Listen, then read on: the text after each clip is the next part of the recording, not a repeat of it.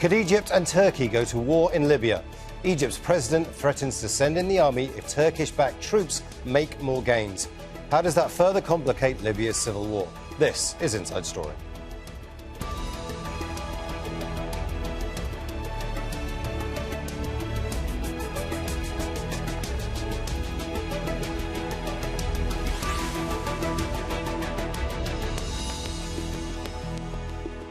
Hello and welcome to the programme. I'm Imran Khan. The battle lines of Libya's civil war are changing quickly. A few weeks ago, Khalifa Haftar's forces were on the outskirts of the capital, Tripoli. They'd fought a 14-month battle to remove the UN-recognised Government of National Accord, or the GNA. But the warlord's campaign failed and he's been in retreat since. GNA troops turned the tide over the past month, reinforced by military support from Turkey. They pushed Haftar's fighters out of Tripoli's suburbs and several coastal towns in western Libya. And now they're heading towards Haftar's power base in the oil-rich south and east. The GNA forces are closing in on the city of Sirte and Jufra air base. Both are near oil fields that Haftar shut down earlier this year, cutting off billions of dollars of income. Haftar's foreign backers, Russia, the United Arab Emirates and Egypt, are watching closely.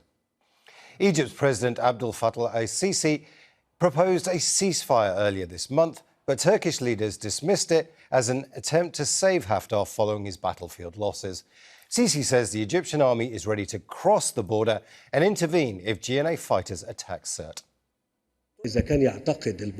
If some people think they can cross the line in places that matter to us, in Sirte or Jufra, that's a red line. Any direct intervention from Egypt has now acquired international legitimacy, whether within the framework of the United Nations Charter or based on the sole legitimate authority elected by the Libyan people. The objective will be to protect and secure Egypt's western borders from threats of terrorist militias and mercenaries. The Government of National Accord has rejected Egypt's threats. Egypt's foreign minister says his country backs a political solution to the conflict. Malik Trainer has more from Misrata. Libya's internationally recognized government, that's the GNA, denounced el-Sisi's remarks on Saturday, saying that this constitutes a threat to their national sovereignty and that is a threat to their national security. Now, I spoke to GNA commanders here on the ground, and they say that they are adamant about entering Sirte. They say that they want to liberate all of Libya from Haftar's control. They also say that their agreement with Turkey is a legitimate one. The GNA and Turkey signed a military and maritime agreement in November. This has helped the GNA in capturing Western Libya, retaking Western Libya from Haftar forces. And they want to continue on now to Sirte. And they say after that, towards the eastern oil ports. What we are seeing is a real effort from the GNA to continue on. They say that they will not accept a ceasefire until Haftar forces retreat from Sirte and from El Jufra, and they will not negotiate with Haftar.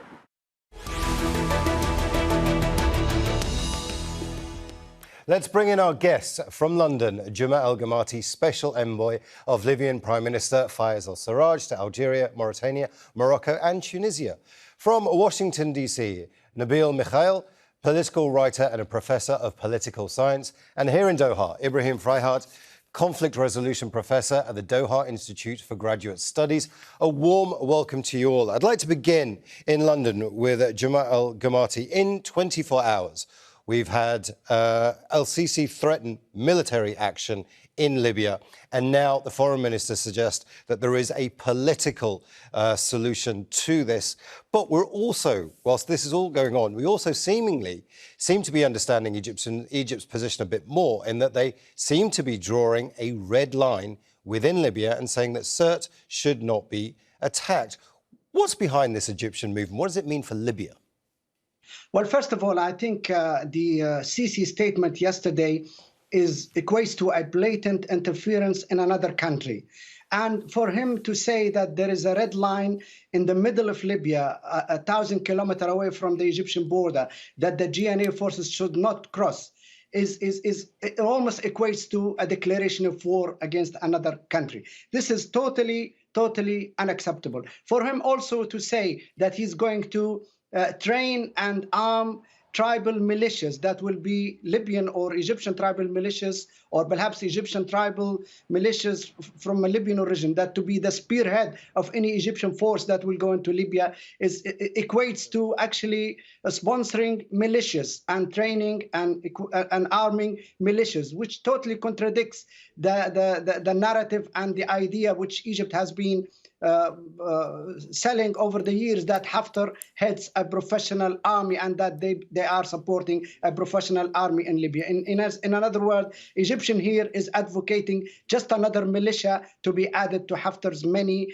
militias, local and international. So all that, and also for Sisi to say that he only recognizes the HOR, the parliament in Tobruk, contradicts totally with the Sirte agreement in 2015, which Egypt was a witness to and which Egypt supported. And the Sirte Libyan political agreement advocated that there are 3 legitimate political institutions in Libya. HOR is one of them. There's also the State Supreme Council in Tripoli, and there's the GNA, which is the executive government or the presidential council, which leads the country. So in a way, Sisi is saying that he only recognizes one of them, and he does not recognize the GNA in Tripoli, does not recognize the other state council in Tripoli, which contradicts UN resolutions and contradicts what all the international community agreed to. So why is Sisi doing this?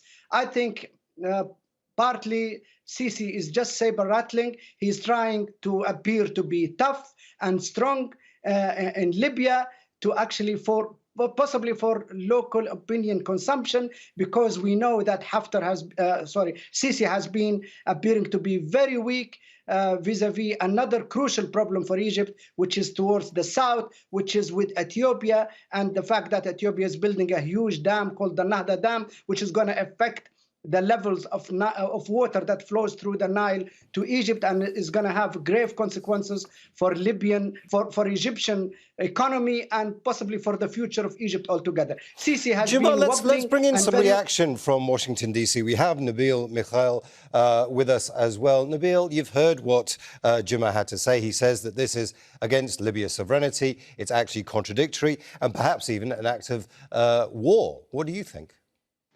Okay, thanks for the kind invitation. Greetings to you and to your distinguished guests and to the honorable audience. Okay, let us not remove Donald Trump from the picture. It's a very important situation. But you have to be considerate of many political facts. We are in the middle of a very tough economic crisis as a result of the coronavirus. We have millions of unemployed in America. The Mediterranean countries surrounding Libya, Italy, Spain, Greece, and France have lost also a great deal as a result of the virus. There is a 4-month period before the election, and Donald Trump wants to get re-elected. All these factors work together, not in harmony all the time, to make America on reserve, reluctant to endorse any strategic move based on the geopolitical realities of any situation, Libya included.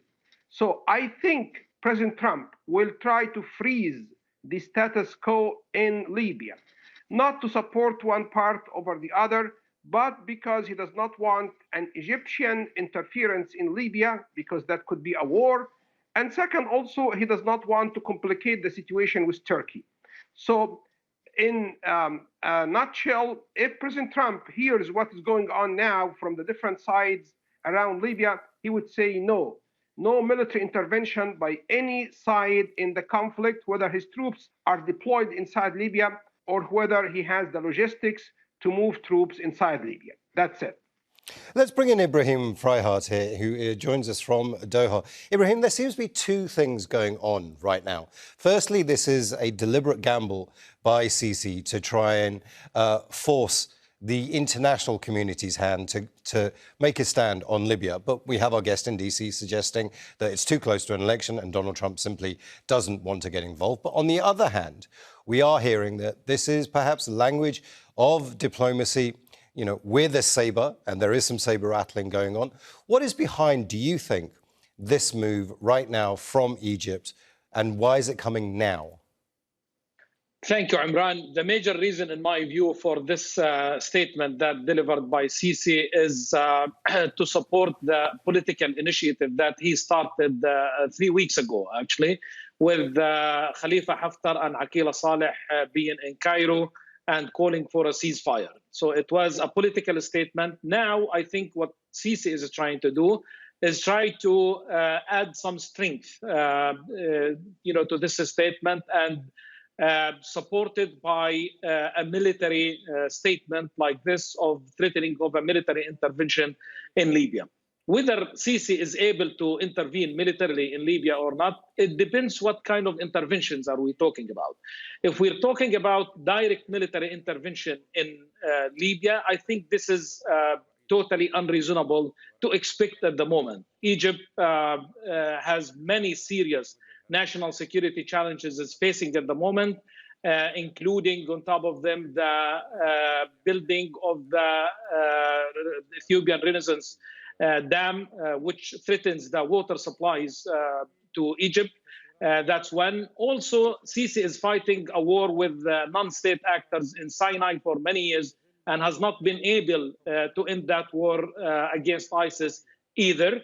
And also Sisi is facing very serious economic challenges, and also given the coronavirus challenge, like what your guest from Washington said. So to expect that there, on top of this, there will be direct military intervention, I do not think so. Now, what is likely, however, to be possible in the near future is to support militias. And in particular, tribal militias, which is, by the way, this is something has been happening for many years. I'm not sure why this is now, what is new about his statement.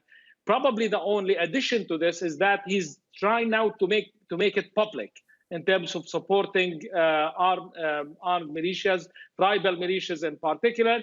And not only this, but also to try to gain some international sympathy and also more support from his allies, from Saudi Arabia and the UAE, which he needs, for every single step that he's trying to make, is that always to get the support from his allies. So with that in mind, I think this is could be the reason why he added this, is to take this all to the public and being able to support his militias without doing this under the table. And also, again, is sending a message, I think, to Turkey at this moment, because Sisi is becoming particularly nervous at the moment with the achievements or the victories that the Sarraj has made with the support of Turkey. So all of this, I think, could put this into perspective why he is making these statements at the moment. Let's bring in Guma Gamaty here in London. Guma, you've heard what both our guests have had to say, but there seems to be a very interesting political dynamic when it comes to Libya itself. When Khalifa Haftar was strong, he didn't seem to want to negotiate with the international community. Now we have the GNA in a stronger position. They don't seem to want to negotiate with the international community. There seems to be this disconnect between when one side is powerful, that they just seem to want to get more power and not negotiate. Is there any way that all of the sides can come to a negotiation, or simply because this is such a proxy war with huge international backers, that's very difficult? Absolutely true. It's the reality that for the last 6 years, the conflict in Libya has been a proxy war, with many countries getting involved and meddling in Libya and trying to impose their own vision. And it's worth remembering that Egypt, over the last 6 years, has invested heavily in Haftar. Military support, training, intelligence, media, political support. They invested everything in Haftar in the hope that Haftar will succeed in taking over power in Libya and emulate the Sisi model, where the army as an institution will be in control of all aspects of state institutions and state and political life. But this model, this investment is now failing fast and failing rapidly, because the dynamics on the ground in Libya has shifted and has changed dramatically over the last 6 months. You notice that over the last 6 years, the key players in Libya were Egypt, the Emiratis, the Saudis, the French, the Russians, and possibly one or other small countries on the side of the GNA. But now, over the last 6 months, suddenly, many of these countries I mentioned have been sidelined. And now the key players shaping things and influencing things on the ground in Libya are Turkey, number one, and Russia, number two. And Russia has succeeded cleverly in using this Wagner mercenaries, which it has used in many other countries in Africa and Ukraine and Syria as well, and dictate things and use it as a leverage. So now Sisi realized that all of a sudden, the ones who are dictating any political outcome or a resolution will be Turkey and Russia. So Sisi does not want to lose all that investment he made in Haftar.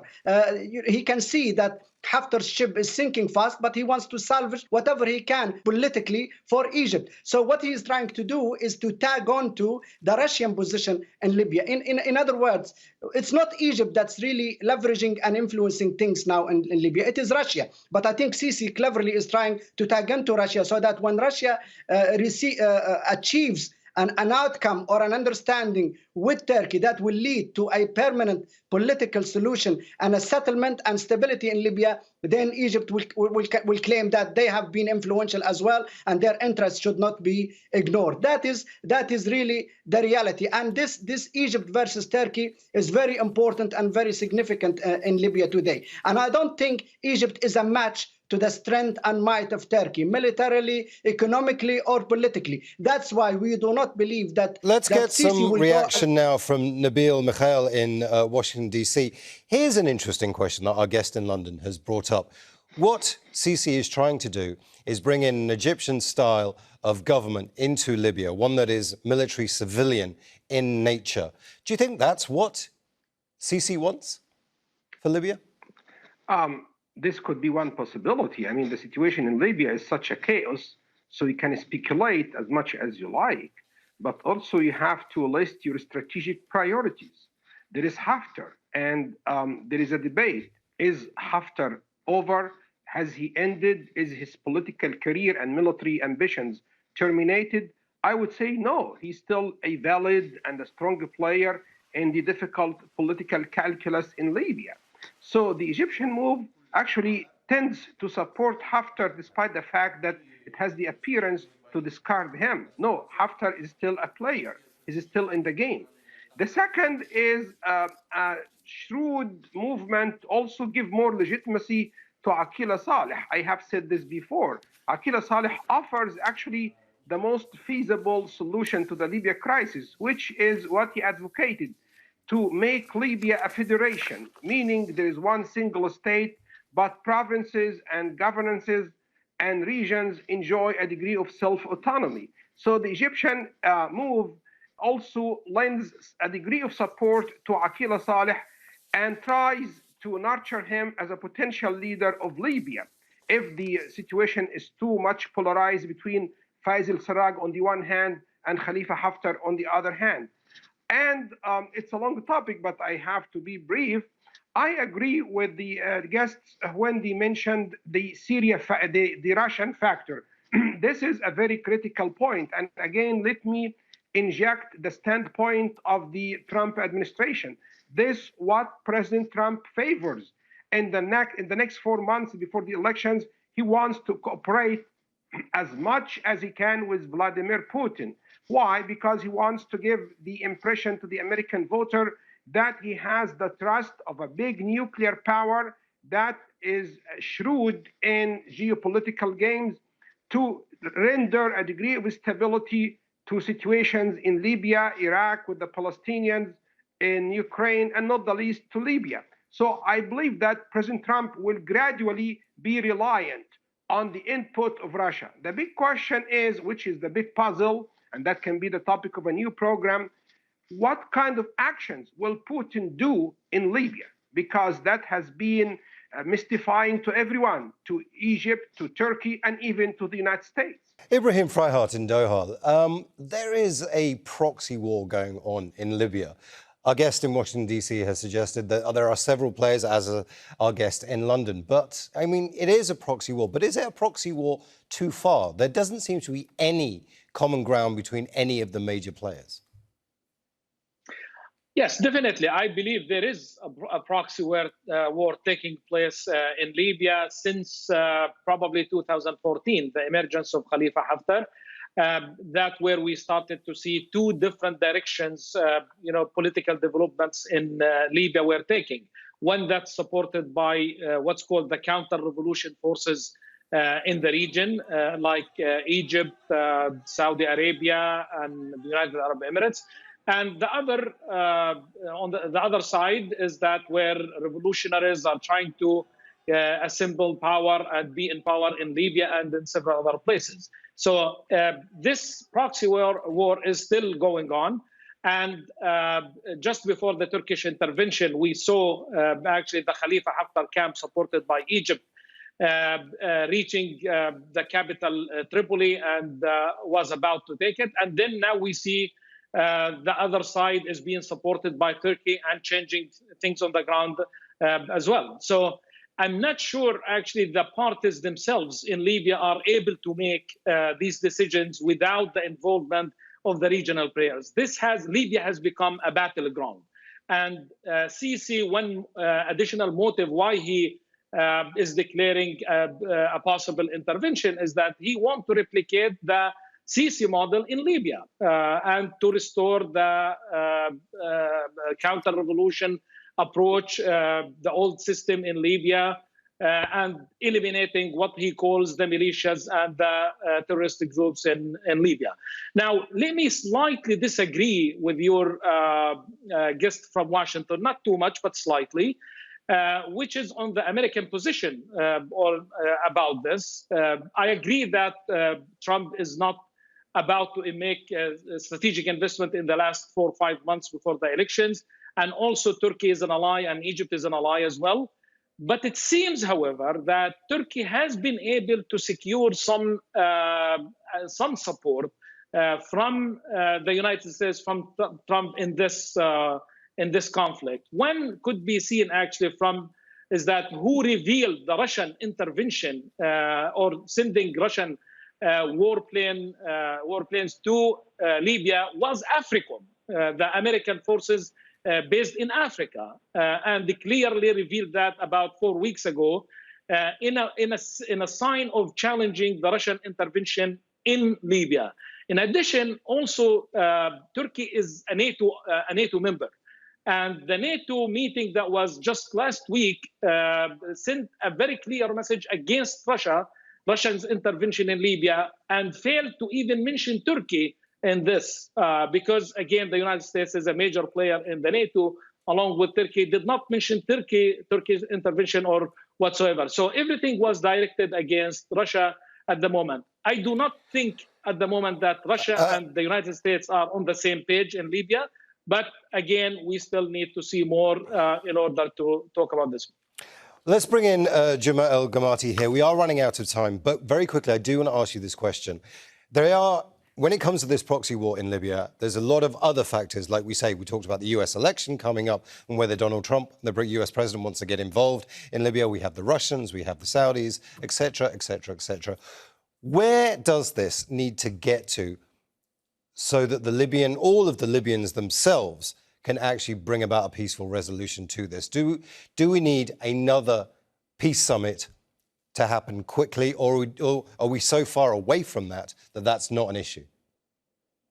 No, we already have a peace process. Remember last year when Haftar attacked Tripoli on the 4th of April 2019, we were only 10 days away from a milestone, a crucial peace conference in the city of Ghadames on the west of Libya, where all the sides were going to come together and strike a political agreement that will lead to the stability of Libya and moving and progressing further the political process and the transition. But who torpedoed that? It was Haftar, because Haftar does not believe in any political process or, if you like, an understanding between the different political parties to share power and to come together under a constitution and elections and so on. Haftar believes in winner takes all. He wanted to take everything and establish a military rule emulating the Sisi model. We are out of time. Thank you very much, Guma Gamaty, Nabil, Mikhail